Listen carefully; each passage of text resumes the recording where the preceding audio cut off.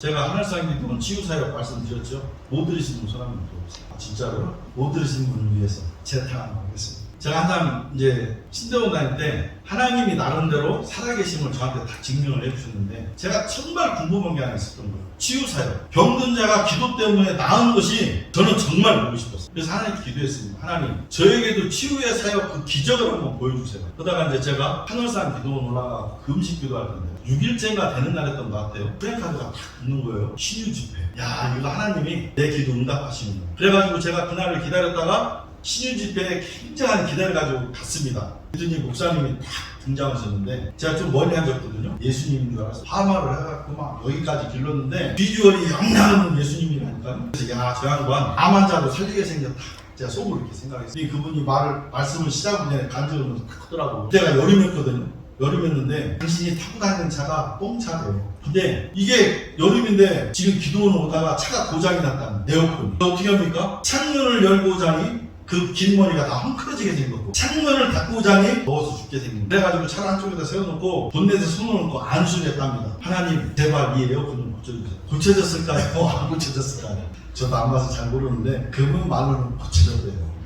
그래가지고 창문 딱 닫고 머리 헝클어지지 않고 왔다고 처음에 이렇게 시작을 하시더라고요. 말씀이 딱 끝나고서는 드디어 제가 기대한 암 환자 있으면 나오라는. 그때 우리 한 200명, 250명 정도 앉아있었는데 암 환자 나오라는. 그래서 제가 드디어 하나님이 보여주시는구나. 그리고 기대를 했는데 한 명도 안 나가면 한 명도. 그러더니 또 이분이 하는 이야기가 환자들, 아픈 사람에서 나오라고 하니까 한 20여 명 정도가 나가시더라고요. 그래갖고 그분들을 다 눕히더라고요. 눕히는데 이 양반이 치유 안수만 했다 하면 그 안수 받는 사람이 막 손을 팍 깊이 꼬고 난리가 나는 거예요. 그 모습을 보더니 한 30명이 더 나가서 눕더라. 30명이다. 그래서 저도 이거 뭐지? 내 속에 내가 혹시 병이 있는데 내 눈으로 보이지 않는데 나도 병이 있을지 모르자. 한번 나가보자. 제가 마지막에 누웠습니다. 저 누워서 이렇게 눈치를 보니까 안수하는 사람마다 다 막 피를 꼬고 난리가 났어요. 이게 능력이죠. 그래서 제가 다짐을 했습니다. 나는 절대로 이런 일 없으리라. 드디어 제 차례가 됐습니다. 신기하더라고요. 오늘 제가 갑자기 저도 똑같이 여러분 줄 아세요? 누웠잖아요. 한 사람이 머리를 잡습니다. 그리고 그 안수하시는 분이 이걸로 눈을 있는 힘을 다해서 쑤십니다. 이렇게. 도망도 못 가요. 뒤로도 못 가고. 너무 아픈 거예요. 그럼 움직이는 게 뭐예요? 손발만 움직이는 거예요. 결국은 못 봤다고요. 근데 제가 그 시절이 지나면서 느낀 거지만 저의 그 삐뚤어진 신앙을 하나님이 고쳐주기 위해서 저에게 이런 간증을 주시더라고요. 제가 지금에 와서 그러한 모습도 제가 분명히 하나님으로부터 은혜를 받은 게 있다는 것이 제가 그걸 나누려고 합니다. 자, 시간과 장소를 정해놓고 이제 제가 여러분들께 말씀을 드리는 거예요. 시간과 장소를 정해놓고 병을 고친다고 한다는 신유의 집회 둘 중에 하나. 내가 병을 고치든지. 두 번째, 하나님을 내가 조정하는 거. 부정하시는 분들 계실 거예요. 21세기 오늘 사는 날 그러면 하나님의 치유 역사는 없냐? 있습니다. 당연히 있어요. 제가 말씀을 드리는 거예요. 그럼 질문 하나 할게요. 김정일 집사님 배 아프시죠? 제가 정말 안수해가지고 바로 지금 낫게 해주고 싶은데 저는 그런 능력이 없어요. 자, 암 환자가 지금 한 명 있어요. 기도해서 또는 안수해서 수단과 방법 안 가리고 그 암 환자 낫게 해줄 수 있는 분 여기 혹시 한 명이라도 계시나요? 한 명도 없죠. 그러면 신유집회 하는 사람은 무슨 능력으로 병을 고칩니까? 또 하나, 병을 고치는 분은 그 신유집회를 주관하는 목사가 아니라 하나님이시다는 거예요. 오늘 본문 말씀에서 뭐라고 얘기했어요? 손수건, 앞치마 그것이 덮어지는데 질병이 났고 귀신이 떠나갔다라는 거예요. 그 주체가 누구라고 했어요? 고쳐주시는 분이 하나님이시라는 거죠. 그러면 치유집회 사역을 통해서 병 고치시는 목사님들은 자기가 하는 것이 아니라 하나님이 고치는. 근데 여기에 뭐가 어폐가 있느냐? 시간과 장소를 자신이 정해가지고 병을 고치겠다는 것은 틀렸다는 거예요. 왜? 그렇게 되면 내가 하나님을 오라가라 하는 사람인 거예요. 그렇다면 우리가 하나님을 오라가라 할 수 있는 존재냐라는 것이죠. 내가 필요한 시간에 하나님이 이례적인 능력을 발휘하도록 할 수 있는 재주가 있냐? 여러분 있습니까? 저는 없어요. 여러분들 있으세요? 그러면 하나님이 어떻게 치료하시냐? 자, 아합왕이 아람을 치기 위해서 여호사밧과 친교를 했죠. 그렇게 하고 베나닷을 치러 갑니다. 베나닷을 치러 갈 때에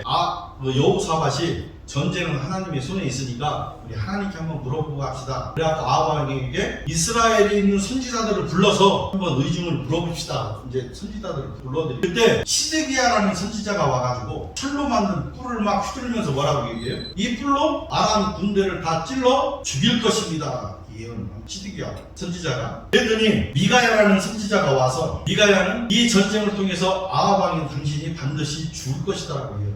왕 앞에서 당신 죽을 거야 예언하는 게 쉽겠습니까? 미가야는 했다는 얘기. 그랬더니 철로 만든 뿔로 아합의 군대를 다 죽인다고 예언했던 시드기야가 미가야 앞에 오더니 귀싸대기를 한 대 팍 후려치면서 뭐라고 얘기했냐면 여호와의 영이 나를 떠나서 어디 가서 내게 말씀하더냐. 여호와의 영, 성령, 예수의 영이 내 허락도 없이 너한테 들어가서 그런 말 하더냐라고 얘기하는 거예요. 그러니까 하나님의 이례적인 능력, 놀라운 능력, 그러한 역사들을 내가 시간과 장소를 정해놓고 하겠다라고 하는 것은 우리는 분명히 의심을 해야 된다. 그렇다면 성경에서 말씀하는 치유의 역사, 사실로 끝나고 우리를 사는 우리에게, 현재를 사는 우리에게 현실이 되지 않는가? 그렇지 않다는 것이죠. 여전히 치유의 역사는 일어난다는 거예요. 어떻게 일어나냐? 성경의 역사를 통해서 치유로 역사하신 하나님께서 지금도 우리가 치료가 필요하고 나음이 필요하다고 한다면 당신의 방법과 뜻대로 여전히 현실로 역사하십니다. 믿으십니까? 그것은 하나님의 방법으로 역사하신다는 거예요. 우리가 하나님을 불러들여서 이 사람 낫게 해주세요 해서 낫는 것이 아니라 하나님의 방법으로 역사하시는데 그게 저를 통해서 역사하실지, 우리 김정은 선교사님을 통해서 역사하실지, 김건우 집사님을 통해서 역사하실지는 모른다라는 거예요. 다만 하나님의 이례적인 능력이 역사하기 위함이라면 조건이 있겠죠. 무슨 조건이겠습니까? 살아계신 하나님이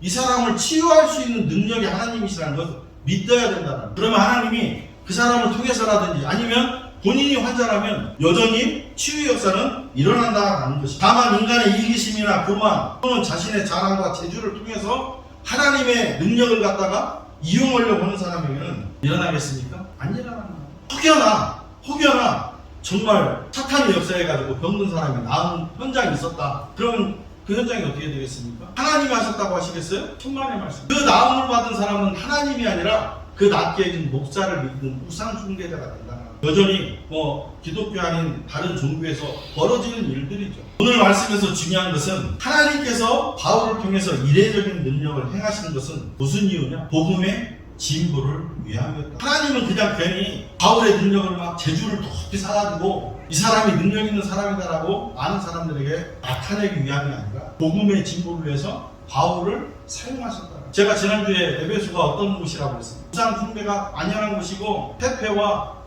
차치 이런 어마어마한 도시였다는 것이죠. 그 도시에서 바울이 복음을 전하기 위함이라면 하나님이 이례적인 능력을 발휘하는 바울의 모습을 그 사람들에게 보이기 위함이었다는 거예요. 왜요? 복음의 진보를 위해서다. 우리는 하나님으로부터 부름받은 사람들이죠. 교회는 하나님으로부터 부름받은 사람들의 모임의 공동체라면 우리가 하나님으로부터 부름받았다는 것, 세상 사람들과 구별하는 삶을 가져야 된다는 의미를 가지고 있다. 그래서 우리는 삶이 세상 사람들과 똑같아서는 안 돼. 하나님이 정말 우리가 믿는 생활할 때 필요하다면 부어주신다. 물질이 필요하다면 물질 부어주시고, 건강이 필요하다면 건강을 주실 것이고, 아픈 사람이 있다면 낫게 해주실 것이고, 하나님이 우리의 필요와 부족을 채워주시는 하나님인 것을 믿으신다고 하면 우리가 당연히 세상 사람들과 구별된 삶을 살아야 한다는 거예요. 그럴 때 하나님께서 이례적인 능력으로 역사를 해주신다. 다만 그 이례적인 능력이 우리의 개인의 유익이 아니라 복음의 진보를 위해서 하나님께서는 역사하신다. 나 하나 구원받은 것을 알기 위해서 더욱 마지못해 교회 나오는 신앙생활, 교회에서 하자 보니까